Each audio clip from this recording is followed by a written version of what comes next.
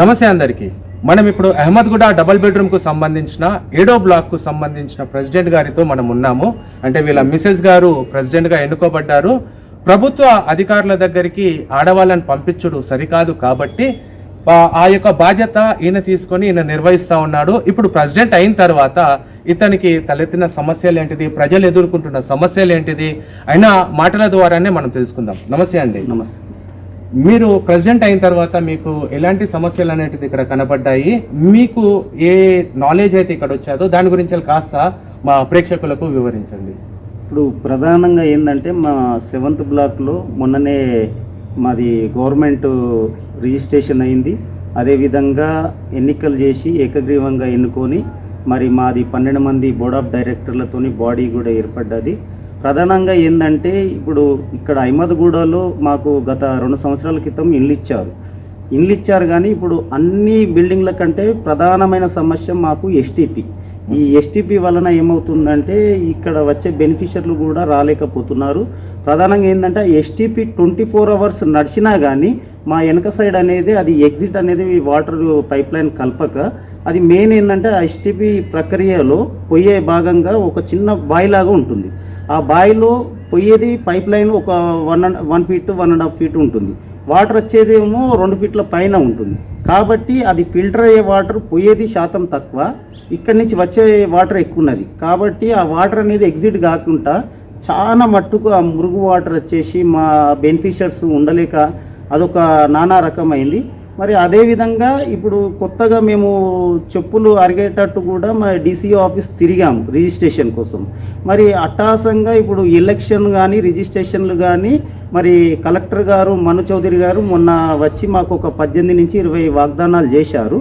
మరి ఆ వాగ్దానాలు ఏవి కూడా నెరవేర్చకుండా ఇప్పుడు ప్రస్తుతం ఏంటంటే ఈ ఎలక్షను మరి ఈ రిజిస్ట్రేషన్ ప్రక్రియనే నెత్తి మీద పెట్టుకున్నారు. మా భయం ఏంటంటే, మా ఆందోళన ఏంటంటే ఇప్పుడు ఈ ఎస్టీపీ అనేది గడువు, దాని అగ్రిమెంట్ గడువు కూడా అయిపోతుంది. ఆ కాంట్రాక్టర్ గడువు అయిపోయింది అనుకోండి, ఈ సొసైటీని ఏర్పాటు చేసి మెయిన్ సొసైటీ ఎలక్షన్ పెట్టి మా నెత్తి మీద పెడితే ఆ భారం ఏంటంటే దాదాపు 4 నుంచి 5 లక్షల రూపాయల భారం అనేది మా మొత్తము 41 బ్లాక్ల మీద పడే అవకాశం ఉంది. కాబట్టి అందుకే మేము ఏంటంటే ముందుగా ఆలోచించి మా మిత్రులకు అందరికీ చెప్పడం జరిగింది. కొంతమందేమో అర్థం చేసుకున్నారు, కొంతమందేమో అర్థం చేసుకోకుండా మరి దాన్ని ఏ విధంగా ముందుకు పోదామని ఆలోచన చేయకుండా ఈ ఎస్టీపీని సొసైటీ నెత్తి మీద పెట్టే ప్రయత్నం చేస్తున్నారు. కాబట్టి గవర్నమెంట్ కూడా ఏం చేస్తుందంటే ఎక్కడ కూడా ఇప్పుడు ఇలాంటి ప్రక్రియ సొసైటీలలో లేదు. ఈ ఎస్టీపీ అనేది రాజస్థాన్ కానీ డ్రై ఏరియా లాంటి పొజిషన్లో ఉంటుంది. అది ఏంటంటే రీసైక్లింగ్ చేసి ఆ వాటర్ని ఏం చేస్తారంటే ఈ చెట్లకు కానీ మరి రోడ్ సైడ్ చెట్లకు కానీ మరి ఏదన్నా వాడుకోవడం కన్స్ట్రక్షన్లో కానీ ఆ వాటర్ వాడతారు. ఇప్పుడు మన తెలంగాణలో ఈ వాటర్ శాతంని చూస్తే తాగు వాటరే కొనే పరిస్థితుల్లో లేదు. ఇప్పుడు ఈ డ్రైనేజ్ వాటర్ అనేది ఎక్కడ కూడా ఉపయోగపడదు, పనికి రాకపోతుంది. కాబట్టి ఇది మా నెత్తి మీద పెడితే మెయిన్ ఏంటంటే మా అనుమానాలు ఏమున్నాయంటే ఇప్పుడు సెటర్స్ అనేది ఇది వరకు ఉన్న గవర్నమెంట్లో మా బ్లాక్ కమిటీలకు అప్పగిస్తా అని గత గవర్నమెంట్ చెప్పేది. ఈ గవర్నమెంట్ కూడా సానుకూలంగానే ఉంది. కానీ ఇప్పుడు జరుగుతున్న పరిణామాలను బట్టి మాకేమనిపిస్తుందంటే ఈ ఎస్టీపీ మా తలపైన పెట్టి ఈ సెటర్లని మెయిన్ సొసైటీకి ఇచ్చారనుకోండి, ఆ సొసైటీకి ఈ సెటర్ల డబ్బు వచ్చేదంతా ఎస్టీపీ రూపంలోనే పోతుందని మా ఆందోళన. ఓకే, మీరు ఇప్పుడు ఎస్టీపీ గురించి మీరు మాటలు ఏమనేస్తారు కాబట్టి ఒకసారి మాకు ఎస్టీపీ యొక్క స్థితిగతుల గురించి కాస్త చూపించండి. ముందటికి రండి, ఇక్కడ ఈ పక్కే ఉంటుంది.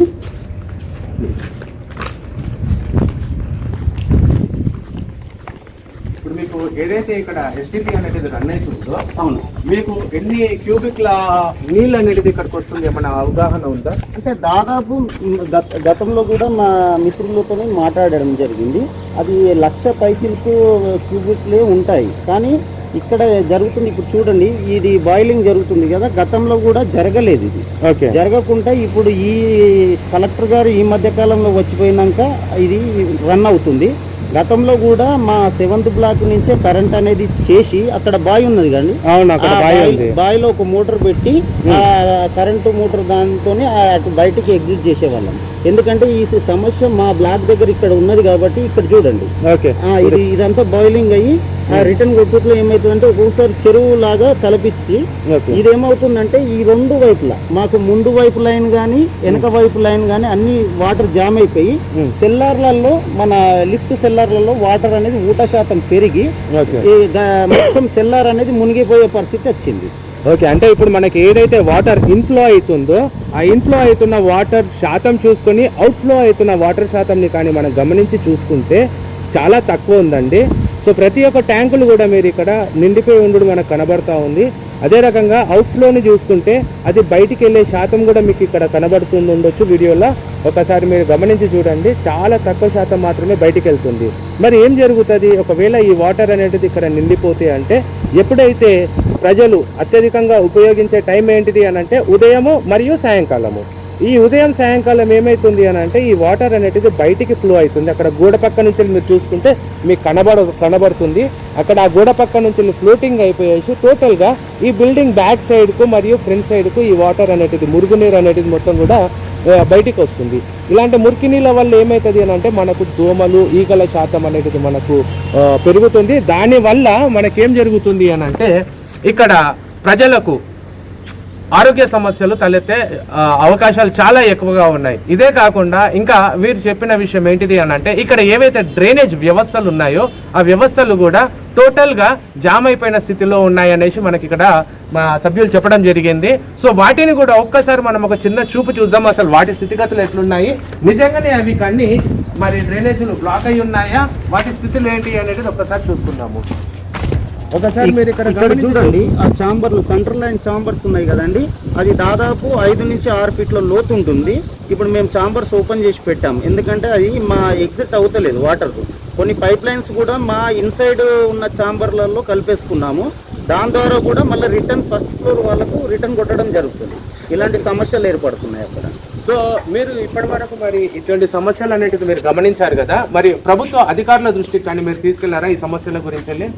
గతంలో మన కమిషనర్ గారు మన మేడం గారు ఉండే వారి దృష్టికి తీసుకెళ్ళాము. వాళ్ళు ఏమన్నారంటే ఇది హౌసింగ్ డిపార్ట్మెంట్లో ఉన్నది, మా దగ్గరికి ఇంకా రాలేదు అని చెప్పారు. తర్వాత వారి దగ్గరికి వచ్చాక ఇప్పుడు ఆ మేడం గారు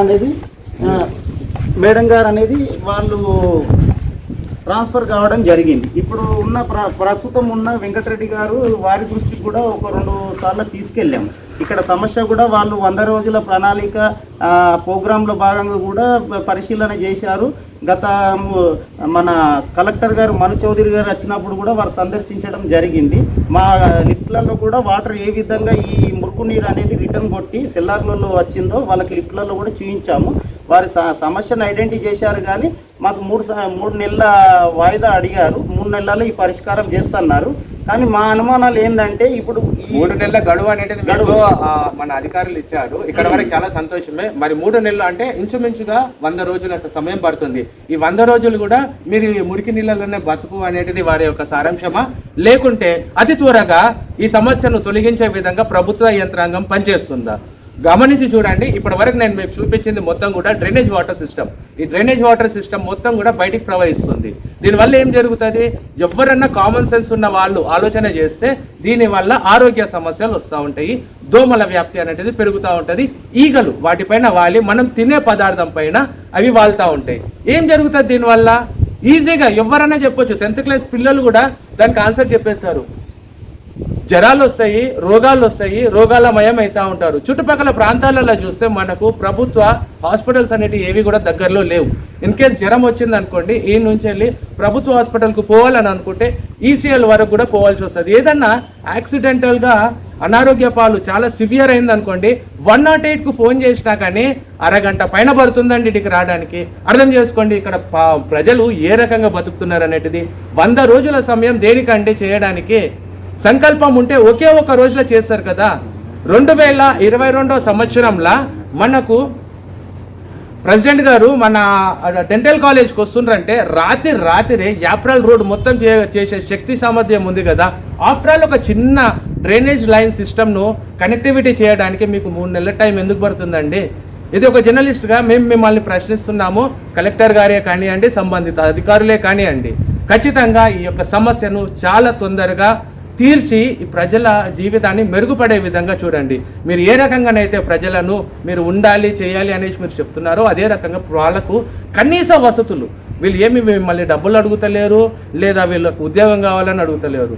బేసిక్ నీడ్స్ అండి ఇది. డ్రైనేజ్ సిస్టమ్ సరిగా పనిచేస్తలేదు, దాన్ని క్లీన్ చేయాల్సిన బాధ్యత ఎవరిది?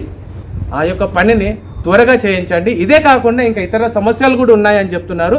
ఏంటి సమస్యలు తన్నే అడిగి తెలుసుకుందాము. ఇప్పుడు ప్రధానంగానైతే ఇప్పుడు ఈ 9వ ఫ్లోర్లో ఉన్నదైతే రెగ్యులర్గా అన్ని బ్లాక్లకు తెలిసినదే, మరి గవర్నమెంట్ కూడా తెలిసినదే.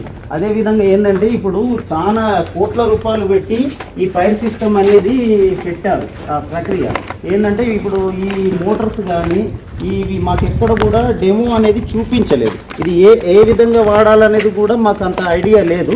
రేపటి దినం ఏదన్నా ఫ్లోర్లలో ఫైర్ యాక్సిడెంట్ అయ్యిందనుకోండి, మరి ఏ విధంగా ఈ మోటార్స్ నడుస్తున్నాయా నడుస్తలేవా అనేది సందేహంలో మేము ఉన్నాము. కానీ ఇదివరకు ఉన్న గవర్నమెంట్లో ఉన్న హౌసింగ్ సొసైటీ వాళ్ళు కూడా ఎప్పుడు కూడా మాకు ఈ మోటార్స్ కానీ చూపించలేదు. రన్ చేసి చూపిస్తే మేము కూడా దాన్ని ఏ విధంగా ముందుకు పోవాలని చూస్తాం. ఇది చూడండి, ఈ మోటార్ అనేది దీని సిస్టమ్ ఏందనేది కూడా చాలా మట్టు బ్లాక్లకు ఉన్న వాళ్ళకు కూడా ఐడియా లేదు. నాకు కూడా ఈవెన్ దీని గురించి అంత ఐడియా లేదు. ఏం స్విచ్ చేస్తే ఎట్లా నడుస్తుంది ఏం సంగతి అనేది. ఓకే, అంటే దీని గురించి మరి మీకు డెమో అనేది మీకు ఖచ్చితంగా ప్రభుత్వ అధికారులు ఇవ్వాలి, ఎలా రన్ చేయాలనేది చూపించాలి. ఎందుకంటే ప్రతి ఒక్క టైంలో కూడా ఇక్కడ ప్రభుత్వ అధికారులు ఉన్నారు. ఇక్కడ మనము మన ఇంటిని మనమే కాపాడుకోవాలి. అటువంటి అప్పుడు ఏవైతే సేఫ్టీ ఎక్విప్మెంట్స్ అనేవి మనకు ఉన్నాయో వీటిని ఎలా వాడాలో కూడా నేర్పించాల్సిన బాధ్యత అధికారుల పైన ఉన్నది. అధికారులారా కాస్త గమనించండి, ప్రజలను ఎడ్యుకేట్ చేయండి. వాళ్ళకున్న సమస్యలు ఏంటిది అది కాస్త మనసు పెట్టి తెలుసుకోండి. అప్పుడే ఈ యొక్క సమస్యల నుంచి వీళ్ళు గట్టెక్కి బట్టగట్టగలుగుతారండి. మీరు ఇల్లు ఇచ్చారు అనేసి ఒక పక్క సంతోషపడాలా, లేకుంటే ఈ సమస్యలను చూసేసి బాధపడాలా? ఇన్ని రకాలైన సమస్యలు అనేటిది మనకు అహ్మద్గూడ డబల్ బెడ్రూమ్లో ఉన్నాయి. ఇవే కాకుండా ఇంకెలాంటి సమస్యలు ఉన్నాయి అనేటివి కూడా మనం తెలిసి ఈ వీడియోలో తెలుసుకుందాం.